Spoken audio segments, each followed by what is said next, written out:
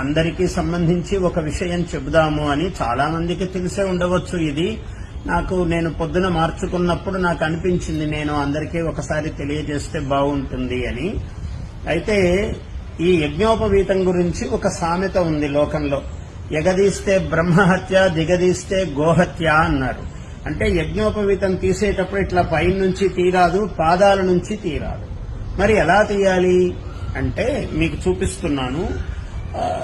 ఉపవీతం చిన్నతంతుం జీర్ణం కష్మెల దూషితం విసృజామి పునర్బ్రహ్మన్ వర్చో దీర్ఘాయురస్తుమే అని మంత్రం చెప్పిన తర్వాత ఇగో ఇలా పట్టుకోవాలి. ఈ 3 వేళ్లతో దూరంగా ముందు దండలాగా వేసుకుని తీయవలసిన పాత యజ్ఞోపవీతం ఇలా వేసుకుని ఒకసారి ఇలా 1, మళ్ళీ 2, ఇలా 3వసారి ఇలా అన్న తర్వాత ఇప్పుడు దీన్ని ఇలా వేసుకుంటే ఇది ఇలా వస్తుంది సులభంగా.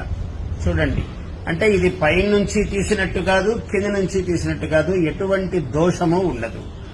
యువకులకు, ఆసక్తి కలిగినటువంటి వాళ్ళందరి కోసము ఇది తెలియజేస్తున్నాను.